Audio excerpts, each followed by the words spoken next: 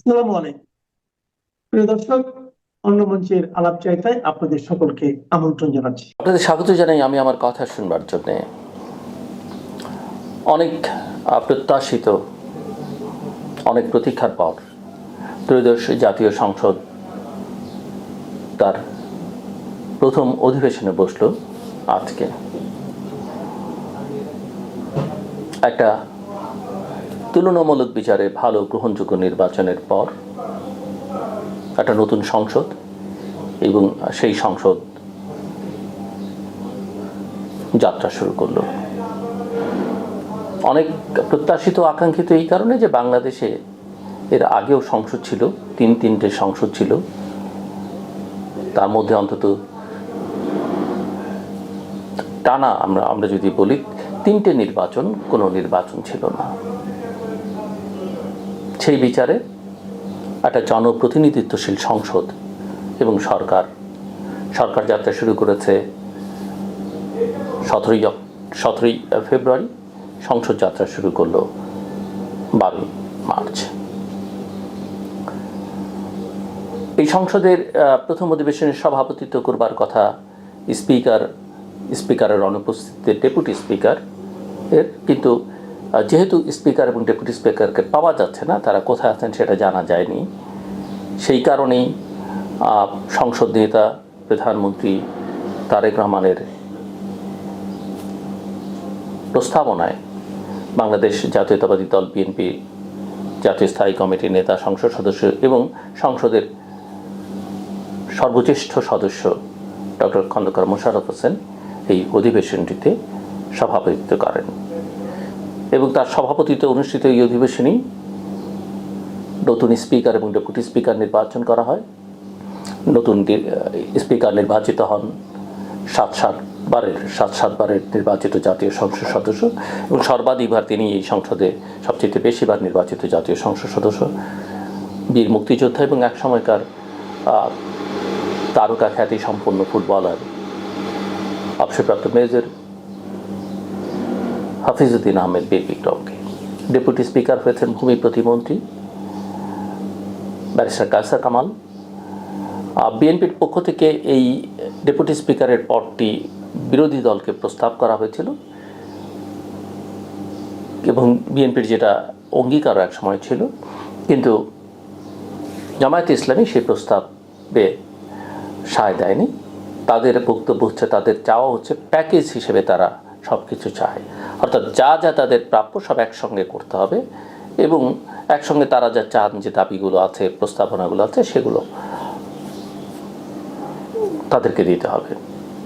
এর মধ্যে কিছু অবাঞ্ছিত চাওয়াও তাদের আছে, যেমন সম্প্রতি আপনারা পত্রপত্রিকায় দেখেছেন যে জামায়াতের আমিরের যিনি পররাষ্ট্র বিষয়ক উপদেষ্টা, তাকে মন্ত্রীর মর্যাদায়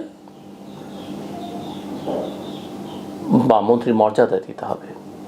এ বিষয়ে তারা পররাষ্ট্র মন্ত্রণালয়ে চিঠি লিখেছেন, এটি নিয়ে অনেক কথাবার্তা হয়েছে, আমরা সেটা জানি।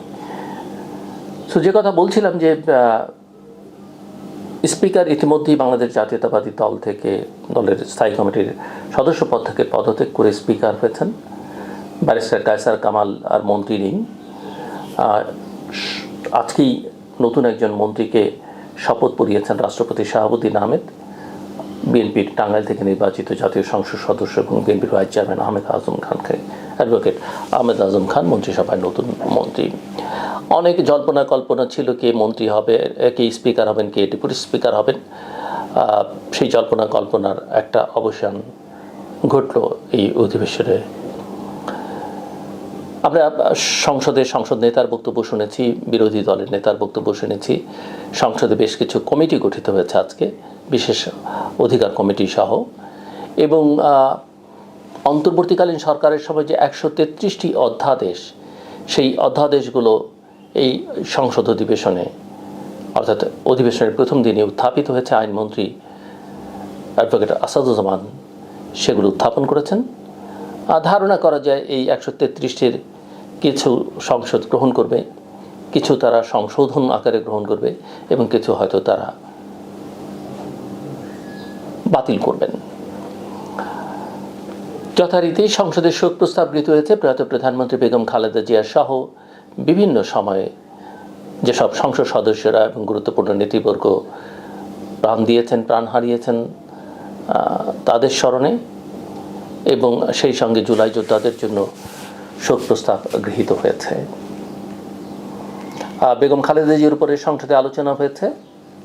আলোচনায় বেশ কয়েকজন সংসদ সদস্য অংশ নিয়েছেন। জুলাই যোদ্ধাদের উপরও সংসদে বেশ কিছু আলোচনা হয়েছে, বেশ কিছু সংসদ সদস্য আলোচনায় অংশ নিয়েছেন। এবং ইন্টারেস্টিং যে দিকটা এই সংসদ অধিবেশনে, সেটা হচ্ছে রাষ্ট্রপতির ভাষণ। সংসদে কিছু ত্রুটি বিচ্যুতি লক্ষ্য করা গেছে, টেকনিক্যাল, বিশেষ করে স্পিকারের মাইকে অনেক সময় কথা বলা যায়নি, কোনো সংসদ সদস্য অনেক সময় কথা বলতে গিয়ে নিজ মাইকে পাননি। এই কারিগরি ত্রুটিগুলো নিশ্চয়ই সংসদ দ্রুত, যেহেতু অনেকদিন পর সংসদ বসলো এবং একটা অস্বাভাবিক পরিস্থিতির মধ্য দিয়ে বাংলাদেশ গেছে, সেখানে এই কার্যক্রমগুলো নিশ্চয়ই সংসদে, যেহেতু সেই অর্থে কোনো অভিভাবক ছিলেন না, এগুলো আমরা আশা করি যে দ্রুত ঠিকঠাক হবে। এই সংসদে বিএনপিরই 146 জন নতুন সংসদ সদস্য আছেন, এবং বিরোধী দল জামাত তাদের প্রায় সবাই, দু একটি ব্যতিক্রম বাদে সবাই নতুন সংসদ সদস্য। এনসিপির তো সবাই নতুন সংসদ সদস্য। সো সংসদের আচরণবিধি আমরা দুটো দলকেই দেখেছি, জামাত বিএনপি, তাদের সদস্যদের কিছু প্রশিক্ষণ দিয়েছে। দুদিনের প্রশিক্ষণ আসলে সংসদ কার্যক্রমের মতো এরকম একটা বৃহৎ কর্মযজ্ঞে যথেষ্ট নয়। নিশ্চয়ই তারা আরও প্রশিক্ষণ দেবেন বা অন্যান্যরা ওই প্রশিক্ষণের ব্যবস্থা করবেন। একজন সংসদ সদস্য এবং তিনি প্রতিমন্ত্রী, তাকে আমি অধিবেশন যখন পর্যবেক্ষণ করছিলাম যে স্পিকার তাকে 6 বার বসতে বলেছেন, থামিয়ে দিতে চেয়েছেন, কিন্তু স্পিকারের কথায় কর্ণপাত না করে তিনি তার বক্তব্য চালিয়ে গেছেন, এবং শেষবার তিনি 30 সেকেন্ড সময় নিয়ে তিনি তার কথা শেষ করেছেন। এবং তারপরই স্পিকার সংসদ সদস্যদের উদ্দেশ্যে বলেছেন যে কার্যপ্রণালী বিধিটা তারা যেন মনোযোগ দিয়ে পড়েন, এবং স্পিকার যখন কাউকে বসতে বলবেন তার আসলে দাঁড়িয়ে থাকবার কোনো সুযোগ নেই, বক্তব্য রাখবার সুযোগ নেই। অনেক সংসদ সদস্যকেই এটা মাথায় রাখতে হবে, কিন্তু তারা যেহেতু প্রথম, তাদের বেনিফিট অফ ডাউট, তাদেরকে সময় দিতে হবে আমাদের, কিন্তু তাদের মাথায় রাখতে হবে যে রাজপথ বা মঞ্চের বক্তৃতা আর সংসদ এক জায়গা নয়। সংসদ নিয়ম মেনে চলে, সংসদ সময় মেনে চলে, এটা তাদেরকে মাথায় রাখতে হবে। এবং যে ইন্টারেস্টিং বিষয়টার কথা আমি বলতে চাইছিলাম, সেটা হচ্ছে যে রাষ্ট্রপতির ভাষণ। অনেকে জল্পনা কল্পনা আমরা দেখেছি, গত কয়েক মাস ধরে তো আমরা রাষ্ট্রপতির পদত্যাগের দাবিও বিভিন্ন মহল থেকে শুনেছি, যদিও সরকারটা যাত্রাই শুরু করেছিল এই রাষ্ট্রপতির অধীনে শপথ নিয়ে, বা এই রাষ্ট্রপতি তাদেরকে আসলে শপথ পাঠ করিয়েছেন। কালকে আমরা দেখলাম এনসিপি নেতা আসিফ মাহমুদ, আজকে দেখলাম তিনি রাজপথে দাঁড়িয়েছেন নেতাকর্মীদের সহ, যে এই রাষ্ট্রপতির ভাষণ যেন সংসদে না হয় এবং তাকে যেন ভাষণ দিতে না দেওয়া হয়, বা তার ভাষণের সময় কেউ না থাকেন, এরকম বক্তব্য নেই।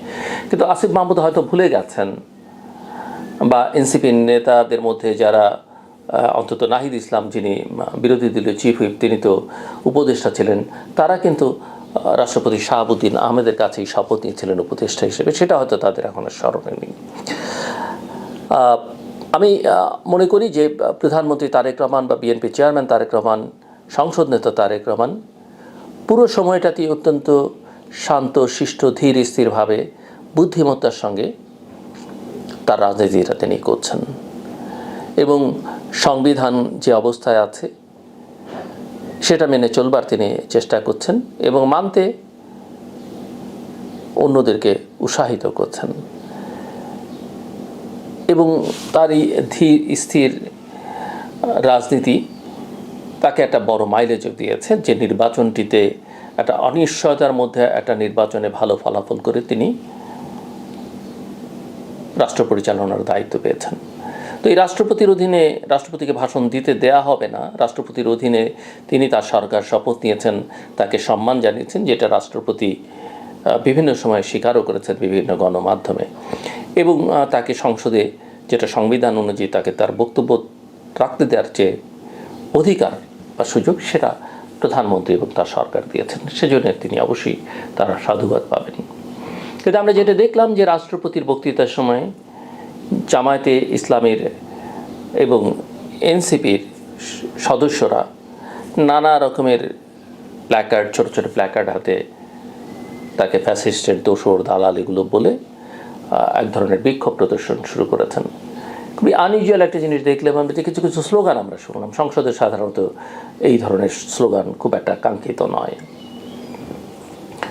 এবং যখন রাষ্ট্রপতি কক্ষে প্রবেশ করলেন, সংসদ কক্ষে, জাতীয় সঙ্গীত যখন বাজতে শুরু করলো, সরকারি দলের সদস্যরা, প্রধানমন্ত্রী সহ, বিএনপি মহাসচিব মির্জা ফখরুল ইসলাম আলমগীর সহ সবাই দাঁড়িয়ে গেলেন, স্পিকার, রাষ্ট্রপতি সবাই দাঁড়ানো। কিন্তু বিরোধী দলের সদস্যদের আমরা দাঁড়াতে অনেকখানি বিলম্ব করতে দেখলাম, দাঁড়াননি। আমরা দেখছিলাম যে মির্জা ফখরুল ইসলাম আলমগীর তাদেরকে দাঁড়াবার জন্য অনুরোধ করছেন, বিএনপি মহাসচিব এবং স্থানীয় সরকার পল্লী উন্নয়ন সমবায় মন্ত্রী।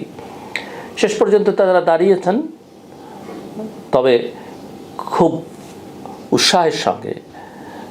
জাতীয় সঙ্গীত যখন কোথাও বাজে, গাওয়া হয়, তখন এটা আমরা সম্মান জানাই। অন্য দেশের জাতীয় সঙ্গীত বাজলেও কিন্তু আমরা সম্মান জানিয়ে দাঁড়াই। কিন্তু এখানে আমরা বিরোধী দলের সংসদ সদস্যদের খুব গড়িমসি করতে দেখলাম, দ্বিধান্বিত দেখলাম, উৎসাহ দেখলাম না, দাঁড়িয়েছেন শেষ পর্যন্ত। এবং তারপরে তারা প্রতিবাদ করতে করতে গিয়ে স্পিকারের অনুরোধ তারা রাখেনি, তারা সংসদ কক্ষ থেকে বেরিয়ে গেলেন। রাষ্ট্রপতি যখন বক্তৃতা শুরু করলেন, সেটা তাদের অধিকার, তারা করতেই পারেন, ওয়াকআউট তারা করতেই পারেন, বর্জন তারা করতেই পারেন। এবার আসা যায় রাষ্ট্রপতির বক্তৃতায়। আমরা জানি যে রাষ্ট্রপতি যেই হন, তাকে আসলে এখন পর্যন্ত বাংলাদেশের সংবিধান অনুযায়ী সরকার যেটা বলে তাকে সেটাই করতে হয়। দু একটি বিষয় মাত্র তার এখতিয়ারের মধ্যে আছে, এর বাইরে সবটাই। এবং জাতীয় সংসদে তার যে বক্তৃতা, সেটাও সরকারের লিখে দেওয়া বক্তৃতাই আসলে কার্যত। সেটা যাই হোক, কিন্তু তিনি তো তার মুখ দিয়ে সেটা উচ্চারণ করেন, তিনি সেটা পাঠ করেন। গুরুত্বটা কিন্তু সেখানেই। রাষ্ট্রপতি মুক্তিযুদ্ধের কথা বলেছেন, রাষ্ট্রপতি জুলাই আন্দোলনের কথা বলেছেন, বিগত সরকারকে, অর্থাৎ শেখ হাসিনার সরকারকে ফ্যাসিস্ট সরকার হিসেবে অভিহিত করেছেন। শহীদ রাষ্ট্রপতি জিয়াউর রহমানকে স্বাধীনতার ঘোষক হিসেবে অভিহিত করেছেন। তিনি মুক্তিযুদ্ধের এবং মুক্তি সংগ্রামের সকল নেতাদের স্মরণ করেছেন। প্রয়াত প্রধানমন্ত্রী বেগম খালেদা জিয়াকে স্মরণ করেছেন। বিগত সময়ে যখন বিএনপি রাষ্ট্র ক্ষমতায় ছিল, তখন যে বিশ্বের বিভিন্ন জায়গা থেকে বিএনপিকে ইমার্জিং টাইগার হিসেবে বলা হয়েছে, সেগুলো উচ্চারণ করেছেন। এবং প্রধানমন্ত্রী তারেক রহমানের যে কর্মসূচি, ফ্যামিলি কার্ড সহ, কৃষক কার্ড সহ, সেগুলোর কথা উল্লেখ করেছেন। এবং দুর্নীতি বিরোধী যে অভিযানের কথা। স্বাভাবিক, সরকারের বক্তব্য তার কথায় প্রতিফলিত হয়েছে। সরকারি দলের সংসদ সদস্যরা টেবিল চাপড়ে সেটাকে অভিনন্দন জানিয়েছেন। প্রধানমন্ত্রী এবং প্রধানমন্ত্রী তারেক রহমান এবং মির্জা ফখরুল ইসলাম আলমগীরকে আমরা খুব হাস্যোজ্জ্বল দেখছিলাম সে সময়। রাষ্ট্রপতিও খুবই স্মার্টলি, হাসি খুশিভাবে তার বক্তব্য দিয়েছেন। আমার বক্তব্যের শেষ জায়গা একটু ভিন্ন রকমের। রাষ্ট্রপতির এই বক্তব্য, রাষ্ট্রপতি আমরা জানি তিনি আওয়ামী লীগ করতেন, তিনি নিজে দাবি করেছেন তিনি মুক্তিযোদ্ধা, এবং তিনি একসময়ে বিএনপি সম্পর্কে, বিএনপি নেতৃবৃন্দ সম্পর্কে তার বক্তব্য আমরা শুনেছি। শেখ হাসিনা, বঙ্গবন্ধু সম্পর্কে তার বক্তব্য আমরা শুনেছি। কিন্তু রাজনৈতিক বাস্তবতার সংবিধান ভিন্ন কথা বলে, এবং সেটা মেনেই হয়তো তিনি আজকের কাজটা করেছেন। কিন্তু তাকে নিয়ে আমার কোনো বক্তব্য নেই। আমার বক্তব্য সাবেক প্রধানমন্ত্রী শেখ হাসিনার উদ্দেশ্যে। আজকের এই বক্তব্য শুনলে আমার কাছে মনে হচ্ছে যে একটা নিয়তির নির্মম পরিহাস এবং একটা নির্মম প্রতিশোধ। আওয়ামী লীগ, শেখ হাসিনা বিশেষ করে জিয়াউর রহমানকে মুক্তিযোদ্ধা হিসেবে স্বীকৃতি দিতে চাননি, অথচ আমাদের স্মরণ আছে। আজকে হয়তো রাষ্ট্রপতি ক্ষমতাসীনদের লিখে দেয়া বা তাদের চাওয়া বক্তৃতাটা দিয়েছেন, কিন্তু এই বিএনপি,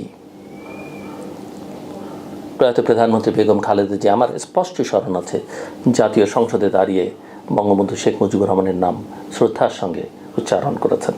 একই সঙ্গে তিনি হোসেন শহীদ সোহরাওয়ার্দী, শেরে বাংলা একে ফজলুল হক, মৌলানা ভাসানী, আব্দুল হামিদ খান ভাসানী তাদের নাম উচ্চারণ করেছেন।